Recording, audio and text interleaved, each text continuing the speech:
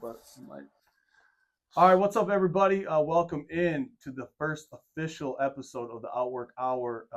As you can see here, we are joined today with some pretty special guests of ours.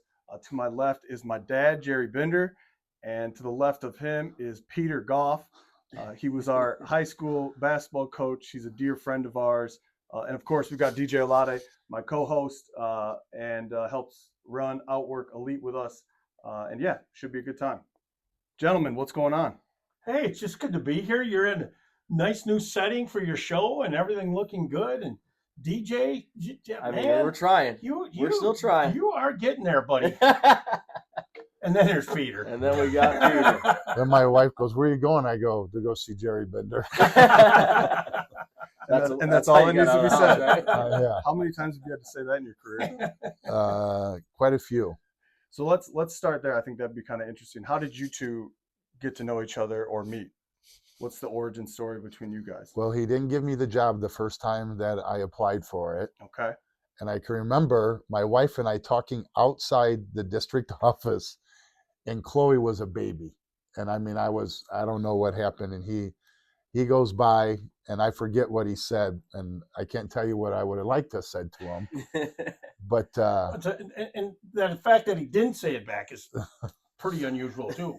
But I think that's what he knew, that I don't know what the particulars were, but everything happens for a reason. And my mom's always told me that. And then when Coach Ockledge left, I stayed on. I stayed there and was the sophomore coach. And I can remember when Jerry and I really got tight is when we made that trip to Carbondale. I can remember pouring rain. That was before like cell phones. And I can remember him calling and going, "Where the hell are you taking me?" I go, "Hold on, it's long worth ride." it."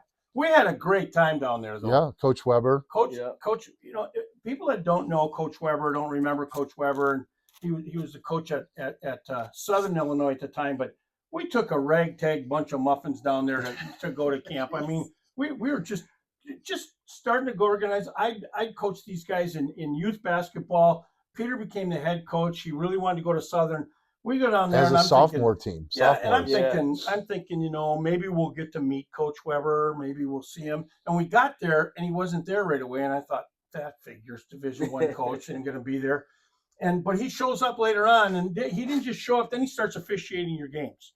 And then afterwards, we go up to coaches. We all sat, and we were all sitting in the dorms, and we're there. And Coach Weber comes in with pizzas and sandwiches. Just sat there and talked to us for, until we were all ready to go to bed. Coach Weber stayed with us. Yep. And then the rest of that camp, he was I still remember him handing out pizza to you guys. Yeah. After work on, sure. I'm thinking, what Division I head coach does this? That's what Bruce Weber was really all about. I mean, he was that kind of guy. He really cared. You had Coach Weber, Coach Painter, who's now at Purdue, Coach Watson, who was at Southern Indiana, made it to the Final Four in Division II. Chris Lowry was there, who became the former head coach. Yeah. Paul Lusk, who's an assistant at Purdue with Coach Painter. And I can remember I'd met Coach Weber at a game, and I remember Coach Weber going to Rodney Watson, who is a dear friend of mine who I worked for when we were down there. He goes, "Why is he bringing these kids all the way down from Sterling?" And he said, Rodney looked at him and said, "Because he's a dog."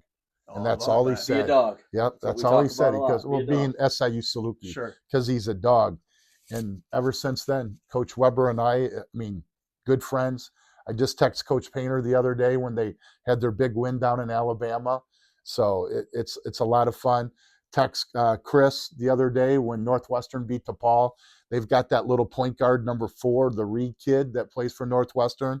I text Chris and I go, "He reminds me a lot of you. But you would have hit that last second shot." He did not. Chris could dunk too. What's funny for me is I didn't know Woody. I wanted to talk about that a little. So we get down to Southern, and we walk into the gym, and it was like Norm walking into Cheers. We walk into the gym, and it's like, "Woody!" What? And I'm going, "What?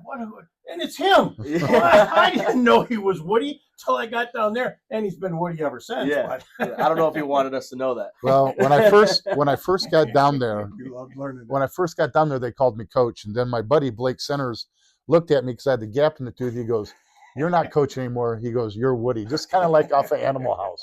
We were in a fraternity. He goes, "Your new name was Woody." And it always stuck. And I remember when Coach Weber, when he came up and worked the camp. So you're Woody. Yeah. Well, I remember Coach Weber flew up when Joe was there, and we had that basketball clinic. He signed autographs for everybody. I remember he would go, Woody. He goes, "Oh, sorry, Peter." And I go, "Don't know. They know who you are." But Coach, just talking about Coach Weber, I can remember Chloe was in like 2nd or 3rd grade, and Mrs. Goff, Brett Goff, who's a teacher at in Sycamore, his sister-in-law was a huge Illinois fan. And I can remember I walk in and I go, "Hey, Dana."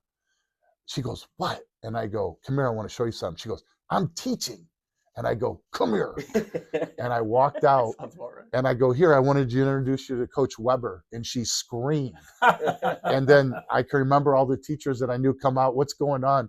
Coach Weber goes in, signs every autograph to every kid in the whole thing. I can remember Chloe just coming up, second nature, hugging him.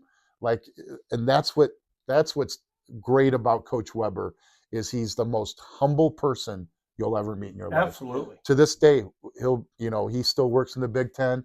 If he's driving somewhere, if I text him or call him, he'll call and we'll sit there and talk for forever. We talk about grandkids. I have 6 grandkids and another one on the way. So it's crazy. So I think it's interesting because you guys, as you're talking more, it seems like you're talking a lot more about relationships than you are anything else, right? You're talking about how a relationship you had from college and now you're talking about your grandkids, and you guys are reflecting back on how you two first met. We talk a lot with our athletes about the relationships are what is going to matter as you go forward, and the importance of networking and being with your teammates and hanging out. We feel like sometimes that's being lost. But from your guys' experience, have you guys seen that change, or as coaches from youth ages through high school, can we talk a little bit about the importance of relationships and what's that meant for your careers and as coaches or as professionals, as dads? See, and for me, everything's more about relationships than any of the X's and O's. It's the one thing that I've learned from him. Any of the academics and all that. My philosophy as a high school principal was kids come first. It was all about the kid. The kids were our only customers. Teachers, parents, we're all partners in trying to make it a great place for kids. Because in doing that, you try to develop the relationships. I always try to spend a lot of time in hallways. And I tried to spend a lot of time and know as many kids as I could. It helped me that obviously both of my kids went through there and I got to know their friends good and I got to coach at some youth level. But truthfully, take all the X's and O's that you want, take all the academic stuff that you want. Yeah, you got to learn. You've got to want to study. You've got to do. But I'm telling you what, if you go through school and you don't walk out with great memories of best friends and good things, if you finish a basketball season and you can't wait for it to get done because you don't care if you see those guys anymore, I'm guaranteeing you your team wasn't very successful. Right. No, you're right on that. And that's the biggest thing that you can say is look where we're at. I mean, you too. I mean, I can really only remember maybe one parent at Sterling that probably truly hated my guts, and I still to this day don't know why, because I did everything for their son. But but that same one doesn't like me either, so I mean, it's okay. Maybe there's a common thing there with that. Well, and it's not my mom, right? No. Oh, she would be mad at me sometimes. And rightly so. Yeah. You yell at my kid too much. I go, I'm going to strangle your kid. The thing about that is that was good for us. Mm-hmm. Like, you don't see that a lot anymore, or it's kind of frowned upon now. But I think we learned a lot from you guys. I just want to say thank you first and foremost, because you've helped us out a ton. And me being, us being coaching and with our program and the teams we coach, it's all about relationships. And we always talk about a thing it's bigger than basketball, right? We wanted to win, hold ourselves to a higher standard. But at the end of the day, like you said, if we have relationships and we can grow bigger than the game, I think that's something that we take a lot away from. I'll tell you a funny story is these two. If you guys are Outwork fans and you've been around Josh and DJ and you know things, I remember the day they actually met. I mean, maybe they'd seen each other before, but we were in our driveway playing basketball, just shooting around. DJ, his dad drives up with DJ, and maybe there was a couple other guys with you at the time. They pull up. I have no idea who these people are. They just pull up into my driveway, and his dad gets out, and he says, "So I hear you got guys that like to play basketball." And it was Josh and a couple others. We were shooting hoops in the driveway, and I go, "Yeah." And he didn't introduce himself at first. He goes, I got some guys that want to play basketball too. And I'm like, okay. Well, then he introduced himself. It was his dad, Don, and we talked for a little bit. So we take the boys over to the grade school, the old Woodlawn grade school over there. They played basketball the rest of the day, and these two really became friends, and were friends for the rest of the way, all the way through till now. Look at them now. Yep. The nights in the driveway with the light. We put that light. Yeah, we put the light up there. The amount of games of 21, and I think that's the thing too that we've noticed. I don't know if kids play like that as much anymore. Just getting out and playing. You almost got to encourage them and give them that boost. It's like you need to. And that's one thing that someone told me. I can remember when I applied for a job down. Oh my gosh, it's somewhere down by Champaign. I forget the name of it. But I drove around to see how many basketball hoops were out on the. It was during the school, but of course, I just drove around town to look for that. And,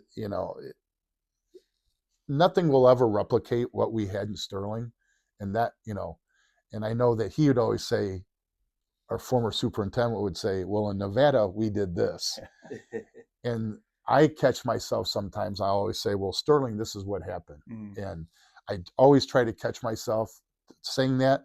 But those were great times. And if he would have stayed, if he would have stayed in the position, who knows? But he's the one that told me, he goes, go find yourself somewhere else. So how do you guys, you guys have done this a lot longer than we have, right? I think he and I both had a moment similar to what you've shared with us about those Sterling years with a couple of our recent senior classes with Outwork. We've been able to get really close with their families. We consider them friends of ours now. And actually, our former player, Riken Howard, sent me a picture of him and I hugging after a win, and I have the exact same picture of you and I.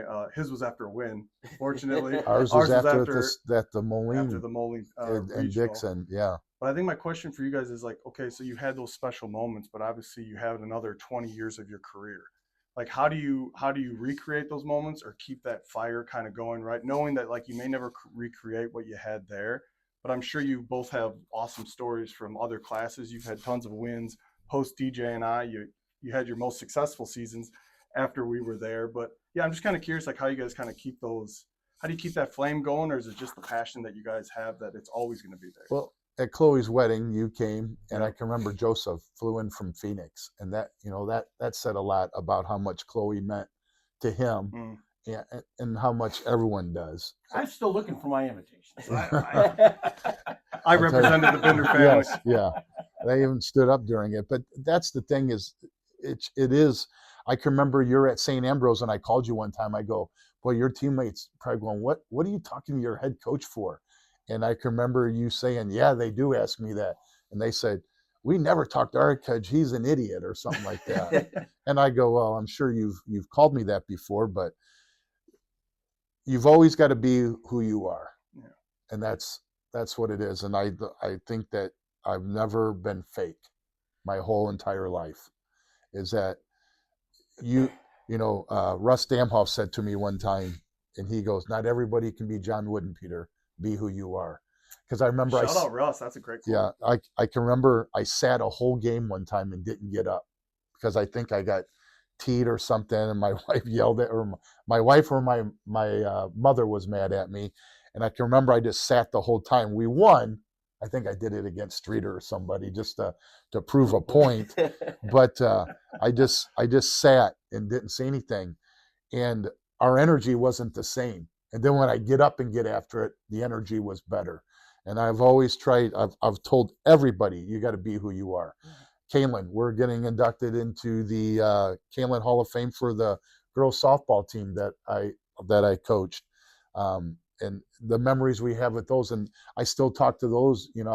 I had to make a video and put up. I still remember a lot of the goofy things that we did, and that's what they remember. You guys probably remember when we did go to Southern Illinois, and other people got to go to Purdue. I mean, when Joe was getting recruited, we were Purdue, Notre Dame, Wisconsin, Southern Illinois, and then I don't know where we ended, but we ended at Wesleyan. I can remember Hadley Clay going, I spend more time in this bus than I spent in my bed this year. And the Bloomington kids, I took them to Purdue, and they've never been to Mackey Arena before. And those, it was a different clientele down there. Yeah. I had a great assistant coach. I've had great assistant. Well, I hate calling them assistants, partners, and noobs, and coach down in Bloomington.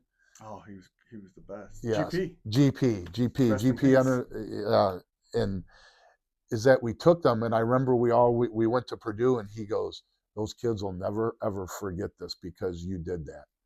Well, it's not, and it's never me, it's we. Yeah. And that's true. And I've learned a lot of things from him. One, he told me, don't leave a pile of crap laying on my desk, no matter what it is. He didn't say crap, he said something else. He goes, no matter how big or how small, you need to let me know so we can help. And I see it all the time, him talking to me and me talking to them. Because back then I'm like, shut up, Jerry, shut up, Bear. Yeah. And I'm sure I know what they're telling me, but that's just if they catch wind of this and see me on it, I'll get raked over the coals. Yeah. Well, we can edit carefully there. I think in fairness to your question is that in my years, especially as principal, which by the way was the toughest job I ever loved. I mean, you run a school of kids, and kids keep you young every single day. But in fairness to what you said, how do you keep doing this or keep doing that? Every group is different. Every group is fun. I mean, even it was different for me when you guys played, because I knew you so well, and I coached you as kids and stuff. So there was another level of relationship. But the next group I was just as close to in a lot of ways. And I got the opportunity that few people do, but I had two things that I got to do that most people don't. One, I was on the radio for 32 years. So I got to know kids on a different level because I got to announce games and do things. And the best one was they called a foul on Josh one time at the field house. I can still remember the guys from Peoria. And Jerry staring him down, takes the headset off, and he's looking at him. I go, come here. I tell the ref, I go, don't listen to him. That's his dad. I never said a word to him. I just stared at him. Give him the eyes, right? I just stared at him. But every year you have different groups, and then when you got a chance to do games on the radio, there's a little bit of different personality, and you get to call what they're doing. And my last years in Sterling, I did some basketball, but I did every football game. I did pretty much every volleyball game. I got to do state championships for volleyball. We did all the softball games. We were down at state for softball. So you get to know all these different kids at a different level. And then you get to come back and see them on Monday at school. And you get to see them in the hallway. Hey, and you can congratulate this person or talk to this person or how's wrestling going? Or, I love that part of the job. I mean, because the more you could get kids involved, and I'd say this to anybody, when you're in school, find that other thing. If it's basketball, great. If it's football, great.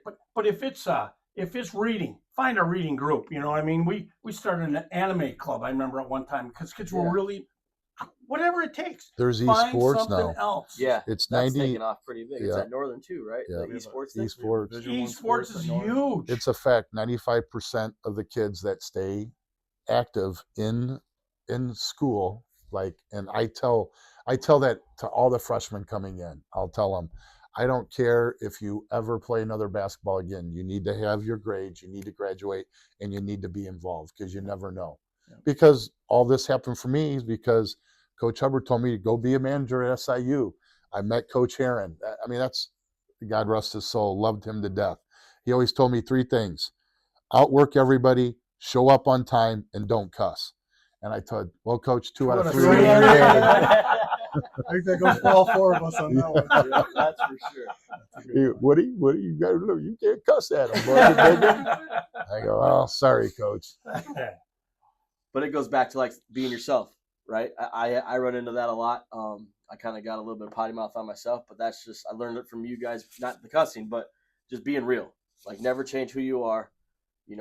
Show these kids that, hey, I'm your coach, but I can also be a friend to a point, right? And I think what's been good for us with Outwork is, like he's talking about, all those relationships we've had. We went to a wedding this summer for a parent of a former player, and so like just building those relationships, having those interactions, and showing those kids, hey, we're here for one goal, but like outside of this, we can still mingle and have a good time, which we do time to time.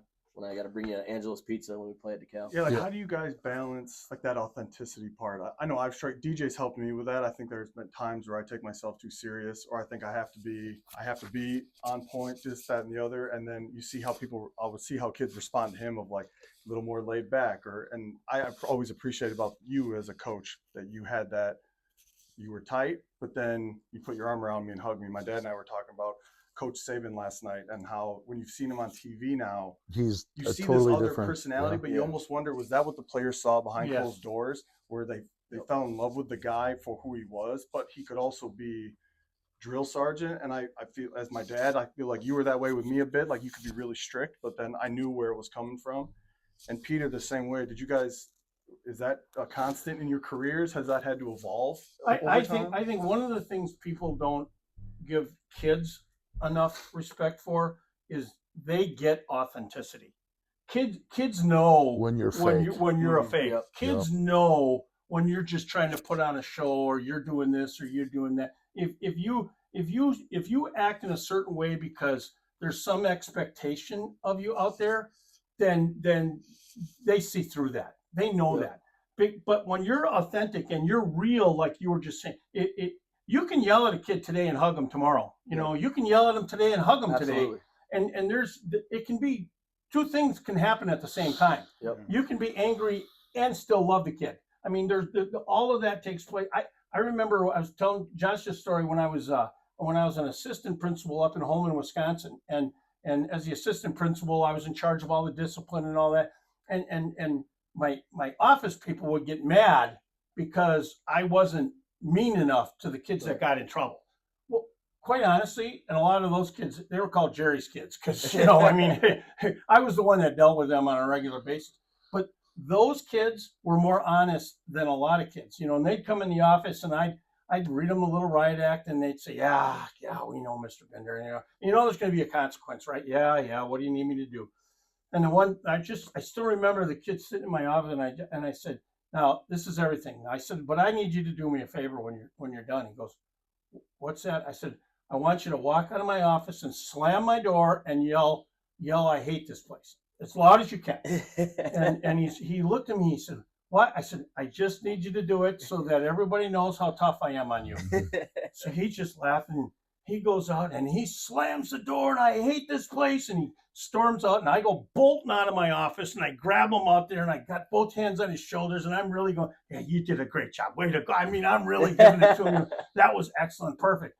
I walked back into my office, and everybody darn near started applauding because I was so tough on this kid. And this kid walked away going, hey, that's pretty funny. And if you just think you can sit and scream at kids all the time, and maybe you could, there was a day we had coaches that's all they did. If you guys think you can get away with that now, I don't think it's true. I just don't think it's true. And what I always told people is that when I was the dean, I think I was a dean for 7 years, and like they'll say something to me now, I go, I already did my tour. Yeah. I mean, 7 years, that's unheard of as a dean, but I was able to coach except for 3 when I was in Sycamore.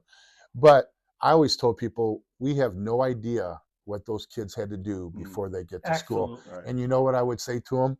I would sometimes say, like the DeKalb kids, I go, hey, thanks for making it today. Even if they're late, thanks for making it today. But I've told my athletes, I go, listen, there's an expectation. You got to be too many tardies. You got to have your, I think I have my ID on. And Jerry was the one that made me be the ID crazy guy at Sterling. Boy, I'm getting a lot of arguments about that. Keep your lanyard on. Yes. Yeah. I mean, and those are expectations, and they don't see you as the student, they see you as the athlete. And then that reflects back onto our office. So that's what we talk about in being different. When I went to Bloomington, right when I walked in that first day, I go, and I called I made a mistake. I should have never left. Because I remember I was coaching and Graham Hall came and watched me. And he, I was coaching and he looks over Molly and goes, "Hey, who's that?" Pointing at me. She goes, "What do you mean?" She goes, "He's not a lunatic. What's the matter with him?" No And, heel stops? I cracked my heel that one time. Oh my gosh, it still hurts to this day sometimes. But I wasn't, and he told me that after the game, and I kind of, I was trying to compare them to my Sterling days, and that wasn't fair to them, which, we played a tough schedule. I mean, Josh, you were there with me. You knew what we had going on down there. And I can just remember the AD's wife watching us practice that first day, and she goes, "Oh my gosh, I wish my son could have played for you because we were organized and we were, getting stuff moving, and you just do it your way." And that's what I've always done wherever I mean, I know I've jumped around, but I always up my pay. He told me to. But part of the game. You've always got to bring in those same things. That I want you to have the time of your life. Yeah. And remember what I probably said to you guys after we got beat by that game. I go, if this is, Dean Smith said this, if this is the worst thing that's ever happened to your life, it can be a good life. It's going to be a hell of a life. You're doing pretty good. Yep. No, that's cool. Yep. Let me see. I got a question for you guys. So you guys both have infamous whistles, right? He has to use his hands. I don't. Yeah. I don't. So how that's there it is. There. Can we get your, yep. Go. Careful, DJ aren't going to lose. Start moving. No, but we talk about that a lot, especially that time we came and saw you at the Chuck Dayton tournament, and you're like, "Watch this." Hit your whistle, and then those two kids on the other side of the court, they look over, and he's just like, still got it. So like, I think that's cool, and it's something that like, especially when we hear it, it's always like I think we were in a gym one day and this summer, and somebody hit a whistle, and we were both, neck turned. We thought it was you. I was at Illinois Wesleyan, and Coach McDermott, who was a coach at Iowa State, and he was watching the Randall kid, I think from Rock Island. And I think you were there, or Sterling was playing, and we were in Bloomington at that time. And we were talking, I go, "Watch this." And I whistled, and half the Sterling kids looked back at me. Yep. And I go, "That whistle could stop the school on a dime." Because when he was up, I was, everywhere. We would do so. Mr. Austin and I, we'd go over to my house, and we'd watch the kids leave, and we'd write down their numbers. And then I'd go with the SRO, and we'd be around McDonald's, and we wouldn't take the police car. We would take my wife's car because they didn't know what that was. And I remember I'd rolled up to some kid in McDonald's, and they looked over at me, and they put their head down. I go, "Yep, come to my office." Snap and the whistle. Yes. But and I always looked at my whistle as a gift, because it didn't matter where he was, it didn't matter where his sister was, it didn't matter where anybody was. I whistle. They know I'm here. Yeah. They know I'm somewhere around there, and that worked for me in school too. I mean, it was the same for me, like Peter was talking about. I mean, when I wanted something and I blew it, somebody was listening to me. Somebody was looking at me. Somebody was coming towards me, and it's always worked that way. And a lot of people can't do it. So I just saw a special on Lane Kiffin, and they were talking, and I just laughed so hard because they were talking about Lane Kiffin's whistle, that when he's coaching, especially at home when it's a little quieter, when the offense is on there, all of a sudden somebody will hear that. And that's him whistling and pointing at his quarterback because he's changing the play. And I just thought, I respect that. That's kind of a cool thing. It's a nice talent for sure. And neither of us were blessed with the and it took me a long time because I can remember Mike Domack, who was he was from Barrington. And I remember he goes, "Woody, if you're going to coach, you got to learn how to whistle." I go, he goes, "No one's going to get that." So he sat there and taught me how to whistle. And so when I was on the bench, when I was working for SIU, I would whistle at Shipley, and he would look at me and go, "Shut up. I can't even hear you." He goes, "Just got to get better." And so that's where I really started to learn how to whistle and do that. And they still make fun of me at the Cal because I'll still whistle. And they'll go, "Oh, he's mad at somebody." Or I'm trying to get someone's attention. But then most people, they stop whistling at us. And I go, "Well, I'm not doing it mean. I don't use it as much as I have more. in the past. Yes. Well, those kids are lucky. That's because Hey, nightmares We night still, sometimes. Yeah. we still get whiplash when we hear what do we they need? did, Who's here? especially when they're opposite end. Yep. Look over here. Come here. Yep. Look at me. I'd have to say, I'm calling a play, and from Coach Pettigrew, Coach Pettigrew taught me when we went up to that camp with those guys. Right, Tri-States. Yep. And he taught me, never use, don't call out play two. That's why we have Sterling. Come on, Sterling. Because then everyone knows. So no one picks up the call. And then I would say, hey, we're giving up. What if I said, we're giving up too many layups? What did that mean? It means we were going up the left side on our sideline break. And I can remember we did it down at SIU. Coach Painter's the head coach, and we ran that up there. He looked at me and goes, Woody. He goes, Coach Katie, be happy with you. That's awesome. Yeah, speaking of Coach Pettigrew, obviously he just recently passed away, but you had some I time sent that to him. to coach with him or work under him. Actually, the picture is behind my dad of his 1980-81 conference championship and regional championship varsity girls team in Cuba City. I was in 6th grade. Peter was in 6th grade at that time. DJ and I weren't a thought on earth yet. Well, yeah, but talk a little bit about greatest opportunity of a young coach's life. I'd been a head coach in Lacrosse Logan, head girls coach, which was, we were just trying to get enough kids to play. I mean, it was a tough situation. We got riffed. Kathy and I both got riffed out of lacrosse, and I got a job in Cuba City. And I don't know Cuba City, except I know they're pretty good in basketball. That's all. Well, I get there, and I'm going to be the head girls basketball coach, and they are the defending state champs. That's the team I'm taking over. And I'm thinking, what happened to the coach? Well, he got a boys job. Oh, he left there for a boys job. I think in Richland Center. Sid Sincock was his name. And the girls basketball down there was different. It was just different. They were close to Iowa. They had that basketball thing, and really I attribute 90% of it to Coach Pettigrew, because he'd run his camps in the summer, and it was boys and girls, and everybody from everywhere would come. In fact, Coach Gar at Wisconsin, when Coach Pettigrew died, in his letter back, Coach Gar talked about the fact that he went to Coach Pettigrew's camps when he was in high school because he was from Darlington, Wisconsin. So he knew Coach Pettigrew as a coach, and then obviously kept in contact with him over the years. But when I was the head girls coach, and every other week you'd switch, you either had after school or you had a late practice.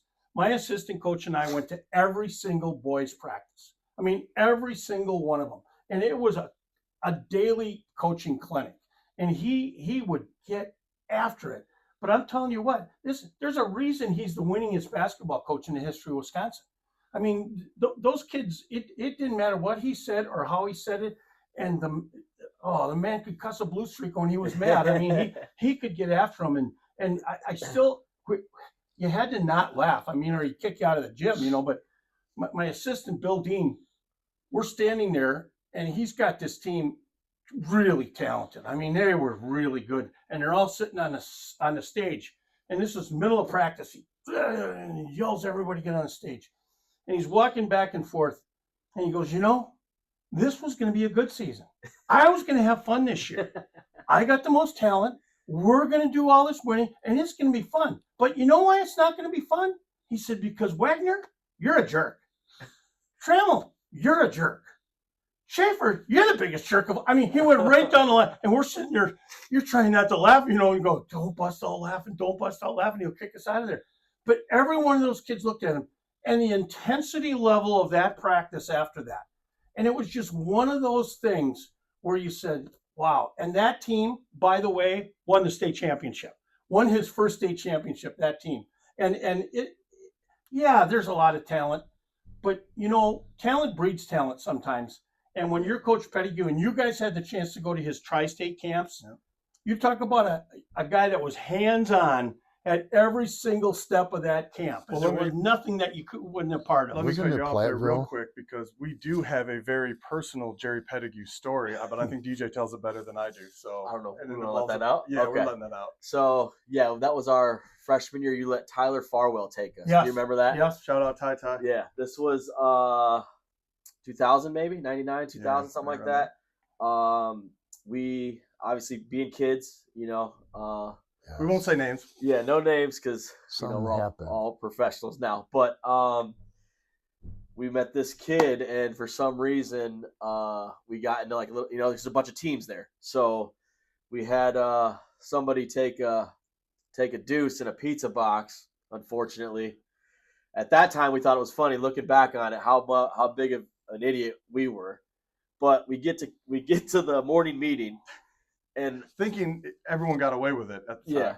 yep. So we think we get away with it. We sit at the morning meeting. He's talking to everybody. He addresses the camp, and he goes, "First of all, we have to have a conversation. Somebody took a shit in a pizza box." And the funniest thing was, Tyler Farwell is standing in front of us, and he just turns around and he just looked at us, and he's like, "Are you serious?" Because he knew it was us. So I don't know how he got that, but that was quite a time that those two guys got sent home from camp. I got sent to camp. I was at home. I get a phone call from Coach Pettigrew. Goes, "I need you to get to camp right away." Yep. I have to go to camp, and it's like, oh, this is my mentor. This is the guy I look up to. Freshmen. And and I'm basically on my knees saying, "I'm sorry, Coach." And then we went back up the next year. Yeah, You did, yeah. With me and you. Yeah. We were in Platteville. Yeah. I remember we had to cut through cut through the cemetery Yep. to get there. Oh man, good memory. Well, yeah, Bo Ryan was still at UW Platteville then. Well, and it's a funny. Bo Ryan and Jerry Pettigrew were up for the head coaching job at Platteville. And George Christ was the AD, and Jerry had a great interview. I mean, obviously, the guy's he's a great basketball coach. Yeah. And obviously this is Bo Ryan. He worked at Wisconsin. He's coming in there. Well, from anybody that you talk to in that thing, Jerry won the interview. Everybody thought this was the choice, but Bo Ryan was Bo Ryan from Wisconsin, and George Christ was a Wisconsin alum, and so he hired Bo. I'll tell you, Jerry was bitter for about a minute, and then he and Bo became really good friends. And that was Jerry. As long as it was basketball and you were going to bring a winner to the area, that's what he was all about. And you guys have been to Wisconsin Dells. The Basketball Hall of Fame is a Jerry Pettigrew tribute. Yeah. That was cool. We take a couple teams to Just a Game Fieldhouse, and they got a nice shrine for him. And it's just cool to see that. And we always talk about the rabbi shirts and all that stuff, getting the pizza after the final game of the night, and going back to the dorms and just chilling with the buddies. That was always a good time. And I'll tell you a secret about Jerry too. The way Jerry looked when you met him, that's the way he looked when I met him. He was only 40 years old when I met him. I thought he was ready to retire then. You know what I mean? He just had that look. I think he always said, hey, didn't he? And the other thing, what people those that know him know, most competitive dude I'd ever met. We'd play ping pong, and heaven forbid I might win a game. We were playing again. I didn't tiddlywinks, ping pong. It didn't matter what it was. And top it off too, he was a great teacher. He was a history teacher, and the kids loved. Now, I think sometimes he had a little bit of Jerry tales in him too, because he was Jerry Pettigrew. But I think there was some fractured history that was part of it. But he was a storyteller and just as good a man as I ever met. And always remembered had that you. Chance. Always remembered you, because I saw him Always. I think I saw him at a Wisconsin game, and he remembered who I was. Yeah, he was special, and I felt honored because my principal at that time, John Doyle, and Jerry Pettigrew, these are two people that were mentors for me at, I was 23, 24 years old. They were mentors to me that stayed mentors for me my entire life. And Mr. Doyle now lives down in the Villages every now and then. He lives there part-time. We get together for lunch a couple times when he's down there, so we can just reminisce about all this. And awesome. I love telling John Doyle stories, and he loves that I tell the stories because they're my version of them. That's awesome. One question I have: we've obviously have a long relationship. Just want to ask each of you: you've watched us play a lot of games. Is there one that sticks out, or is there one that's your favorite that you can call back to or think about a lot? We were just talking about it. When he smoked the kid from DeKalb on that screen, when I went off at halftime saying that my high school coach wouldn't have had to wait till halftime, telling me, And unfortunately for you, is when we were at the DeKalb again, and you could have made a layup to win, but you being, I would say, unselfish, wanting to make a great pass. And another great pass that we talked about is it went through Big Bert's hands going.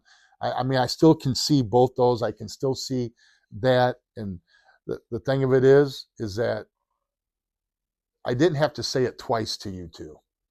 You knew what was going on. You knew what needed to happen, and that's all I needed to say. So, and I think for me, your senior year against Rock Falls, I mean, we'd struggled against Rock Falls. They were a young team, but we were a senior laden team that year.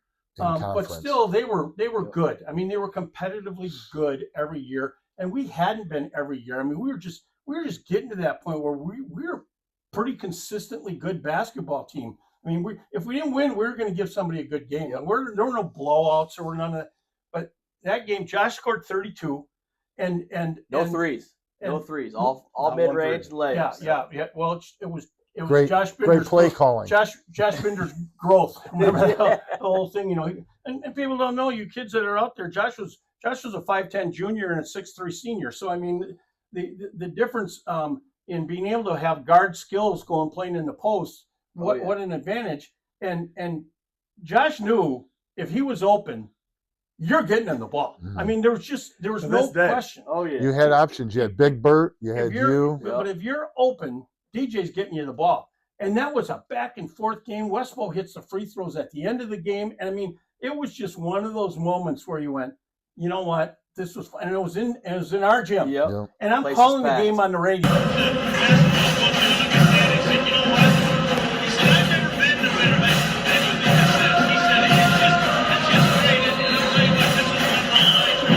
So I mean, it was one of those you could hardly hold back the emotions because it was such that game would kind of always be etched in my memory. Two things is that we got beat in the Newmore Rockster. Another pass I remember across the way. I had a lot of turnovers. Every single one of them. Yeah. Now he's just bringing over. We're gonna do a separate episode of him just breaking down DJ. Well, I can remember what we did is that we won because of free throw percentage because it was all a tie, and I remember I said, "Nope, you guys aren't getting these medals until we beat them." Yep. And I can remember then we finally beat them. I remember walking up. Because I went to Rock Falls, so that's the first time we'd ever beat them. And I can remember walking up, me getting a little emotional too, just finally kind of getting that off our back. And I turn around and no one's in there. And Graham Hall runs by me and kind of knocks me over. He went and grabbed the medals and started putting them on everybody. Yep. And so I got on just a little bit about that. I was going to do it inside, but Graham always took it to the next level. So there's just too many great times. And the worst thing about that, or not worse, but we were only 2 divisions back then, 1A, 2A. If we would have had 4, we probably really would have made some noise in 3A with that team. With your guys' teams. We're going to stick with that story narrative either way. That's right. That's right.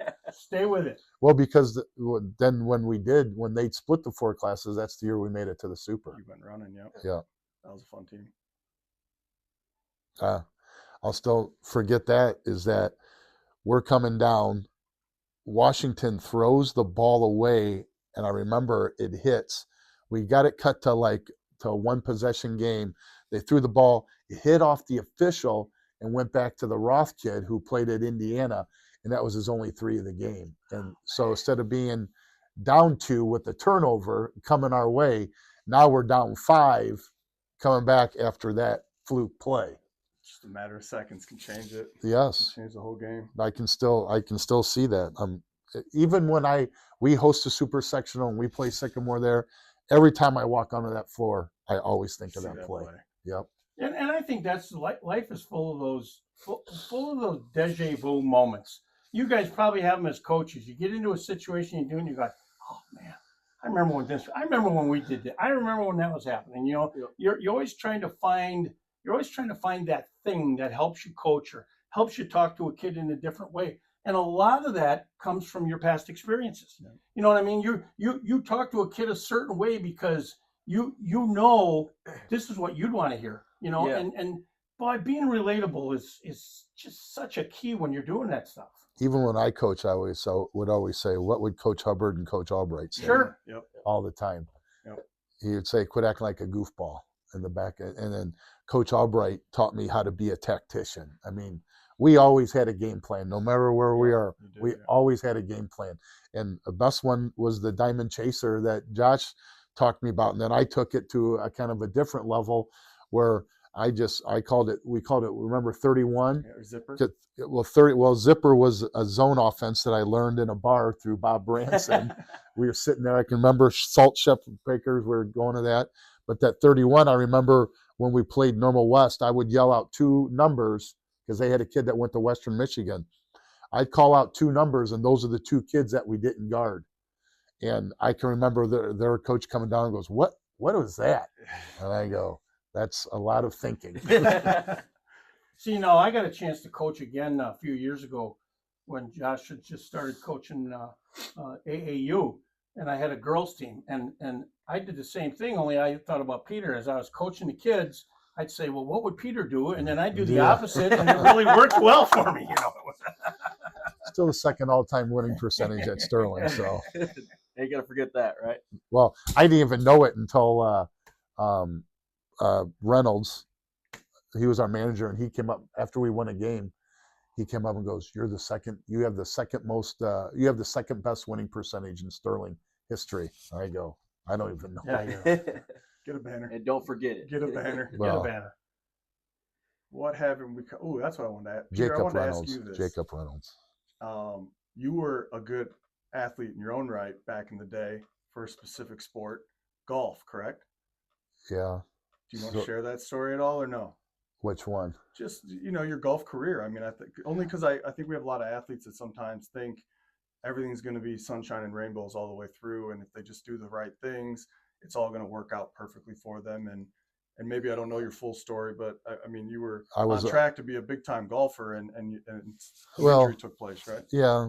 The thing I remember the most about my golf career is I can remember my next door neighbor, Brian Lenneberg, who went to Bradley, God rest his soul, came out to watch me. And that's before people like kids now. My mom never ever would have came and watched me, and I wouldn't have won her. But he came out, and he always knew what was going on. And I can remember him telling me, "Hey, you got to par this to make it to sectional." Of course, I bogeyed, chipped on. I missed that putt. But yeah, back Still Mill, I was there, and second day of work or first day of work, I got wire wrapped around my hand and almost lost. I mean, I was supposed to go to Winona State and play golf, but like it said, everything happens for a reason. I went up there, didn't like it, came back, started working at the mill again, and I'll never ever forget. We're down at they're throwing the stuff into the electric furnace. I'm at the billet where we'd go out and stamp the steel when it was smoking hot, so you could have it. And I remember jumping up going, "Oh my God, it's going to blow." And some guy looked at him and goes, "Shut up, kid, and sit down." That night, I went home and I called one of my best friends, John Attar, and said, "I got to get out of here." I mean, I had to call him on the payphone. They had a payphone in his fraternity house. That's how I got a hold of him. I mean, there was no other way. That's how you got a hold of him. He gave me the payphone number. I called him. I go, "I got to get out of here." Not out of the mill, in which I had many relations make a great living there. But I know my mom wanted more for me. I wanted more for me. Sure. So then when you have kids, you always want that. Sure. So that injury changed my whole life. And got you to where you are, like you said. I mean, I would say yes. Because I would go down there with kids from the suburbs, and I'll never. One of my best friends, he goes, "Yeah, I got to go home. I got to go get my winter clothes." I go, "What?" And he goes, "Yeah, this is all my fall stuff, and I got to go get my winter clothes." He goes, "Where are yours?" I go, "They're right." You're looking at them right there. I didn't know. That's all of it. Yeah, that's it. And my coaches and my teachers shaped my life, along with my mom, and being raised by my mom. And a lot of people will use that, because I think it's more today than there is the single home. Mm-hmm. And I share that story with kids and say, that experience. Is that we have very strong-willed mothers, and to this day, she's still the same way. Just, you got to do it. I mean, you've always got to do it the right way. Yeah. And I think that I've always done that. I appreciate that. No, yeah, I've always thought that was a cool story because I think a lot of your former players don't always know or. Well, though, you guys will make fun of me when they can see in the. Well, and you know what? Looking back, I mean, like, what a jerk thing as a kid to do. I mean, we obviously didn't mean it to be mean, but I think as I've gotten older, yeah, it's like you think about, Go. geez, Yeah. man, like he had like his dream cut short for something that, as a player, like I didn't appreciate that about you. Like that'd be hard, right? Like we got to go pursue those things and did what we do with them because we were fortunate to not get hurt. And then, as you said, at the same time, life happens for a reason, and then you go on the path that you went on. And we all have those stories to share too. But no, I just think that's kind of cool. I'm a 8 handicap at Kishwaukee Country Club. I still got it. I'm not. I play every other day, and I'm not. I'll tell you another of my favorite game. When you were at Clark, is that where you were? Yeah, we were at Clark. We played at Clark. He was at Dubuque. Yeah, you were at Dubuque. Josh is at St. Ambrose, and we go to the game. I still have the picture. I still have that picture Insert somewhere. that picture right here. I do have it. Here's my two little boys that I watched grow up playing basketball, and there they were, both coming into the game at the same time, sitting. That was an immense memory for me. And that was like still almost, I think, pre-cell phone. Like that was a digital camera. It was just such I mean, you talk about a dad principal coach moment. Two of my boys sitting right there, coming into the game from two different colleges at the same time. Yeah, I think you took it. Absolutely. I got the picture, and I remember I had it on our desk in there too. That's special. It's a favorite one of ours. For the same reason, like, what are the chances that we were going to go in at the same time? Let alone play each other. And the smirks on both of your guys' faces. Smiling like we know what this is. Yeah. That was cool. For stat purposes, I had 17. Josh won. Ambrose won. I laid him out too. Oh yeah. He did take a charge though. He wore it. It's like Kobe he goes, I'm gonna hit Paul Gasol. Yeah. I got him. Yeah. I got him good. But I think he traveled first because he looked at me, picked the ball up, and laid into me. What's funny is all I remember hearing is all of your sisters like, oh, oh shit. Yeah. I've heard them too. Oh yeah. What are you doing? We gotta have them on. We talked about that yesterday a little bit. We were out having some lunch, and Coach Harmon, who I coach with at Dixon, I was like, you would never believe. I go, anywhere we went, 50-yard line or half court, their front row, whether we're home or away. Absolutely. And you could hear them. I go, and it sucked. Yeah. I go, I appreciated it, but it's like, at some point, being the younger brother, just getting yelled at the whole game by them and then him. Quit listening to him. What are you doing? I'd have to lean over and shut up. Yeah. The best part of the sisters, though, the best part of it was they weren't just there to cheer for you. No. I mean, they were coaching as well as cheering, So you're getting yelled at from Peter over here, and Shorty's in your ear over here. I mean, it's just the funniest thing ever. All the way back to when you coached us in football for the Bills. At that time, I was quarterback, he was receiver, and I have distinct memories of DJ catching touchdowns and just continuing to run through the end zone because all of his family was in the back of the and he'd hit that end zone. I was gonna be. Yeah, it was good. Oh, that's a few years ago. Oh yeah, just a few. Well, anything else for the crew? I don't got nothing. For the audience, gentlemen. Oh, thank you for the opportunity. This is fun. I got to tell you guys this. I've only seen your clips, when you put the little clips out there, and I crack up every time I do. Every time they're one, especially the poor guy that could not shoot a deer when a high school freshman was getting 2 or 3 of them, and he couldn't find any. You were broken hearted. I was. You have no idea because he's a freshman, so he's 14, and he goes out in the morning, gets one, comes back after lunch, goes out, gets one, goes out before it gets dark, gets another one, and I'm just like, what the hell's going on? I can't get one. I can't get one. So nothing's changed in the time since we last. No, I'm gonna go out next weekend. The deer hunter. Yep. Bow? Shotgun. Oh. Yep. Are you a deer hunter? No. I'm not either. No. We don't. We don't. I hear deer hunter. I think the movie. Yeah. I play cards. Yes. Well, Peter, Dad, we really appreciate it. This was fun. Hopefully we can do it again. Audience, this is our first episode. We hope to just have fun with these. As you can tell, we're not trying to take ourselves too serious, but bring on great guests like this. Hopefully hear some great stories, some great perspective, and like I said, have fun. So make sure you subscribe to our Outwork Elite YouTube channel. Obviously, you're following us on social. DJ, got anything for him? Nope. Thanks for watching. All right. See you guys. Thank you. Perfect. Oh no, come on, baby, let the good time roll.